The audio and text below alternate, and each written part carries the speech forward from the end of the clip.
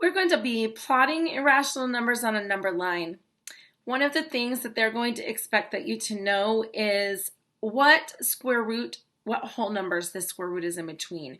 So one way is to go ahead and use a calculator and simplify it. If you have a calculator, that's great. If you don't have a calculator, we're going to talk about that. This is between the square root of 25 and the square root of 36. And I know my perfect squares that would be between and very close to 36, which means it's not going to be between 5 and 6.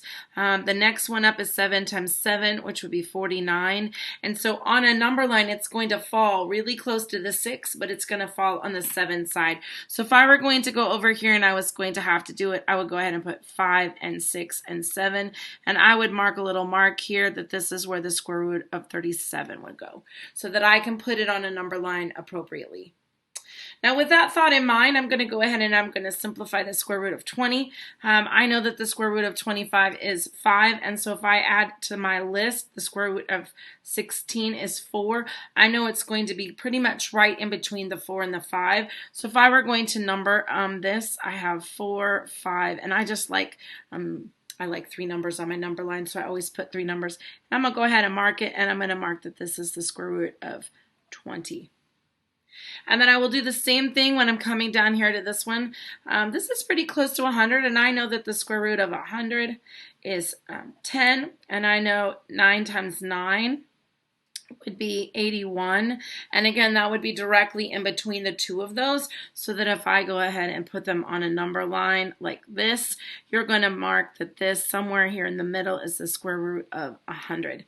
It's not exact because clearly we're working out to something that does not have an ending point.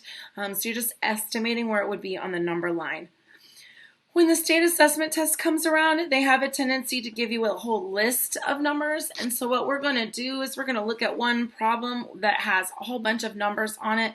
And what we're going to do is we're going to try to plot each one of these irrational numbers or rational numbers on the number line. And so if they work out perfectly, for instance, I automatically notice that this works out to 6. So I'm going to have to go ahead and mark that accordingly.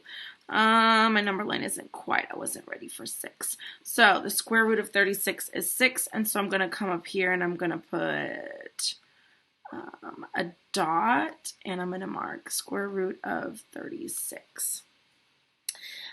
Just so that they're going to fit, I obviously picked a couple of numbers that were too big. So instead of this one, let's change it to the square root of, let's say, negative 21, and let's change this 60 down to, let's do maybe 30.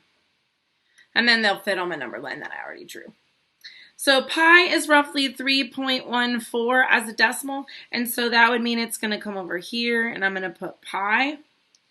And then I'm going to figure out this one. Like I said before, we know it's bigger than the square root of 25, so it's slightly bigger than 5.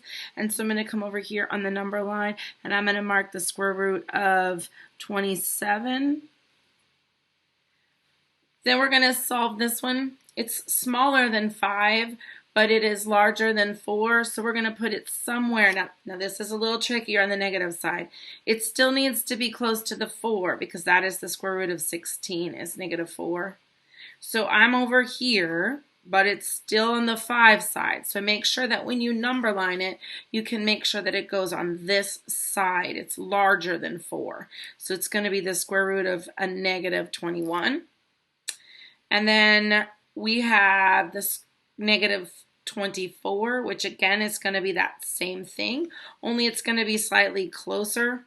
So if you have 2 on a number line that are similar close, you can either draw it up higher or you can draw it down below. So I'm going to draw this one down below and do negative 24. And if this is square root of 30, then you're going to change that to it's somewhere between 5 and 6. Because this would be 25 and that would be 36, and it's right in the middle. So again, I have another one that's right here, square root of 30. So you can kind of see how all I'm doing is I'm changing them to what two whole numbers they would be between. Now, I am quite capable of pulling out my calculator, and let's say I gave you the square root of 11. Then you would see right away that it is 3.3. If I added square root of 11 to the list, then it would come over here and it would be very, very close to pi, but it would also be larger. So square root of 11 goes over here.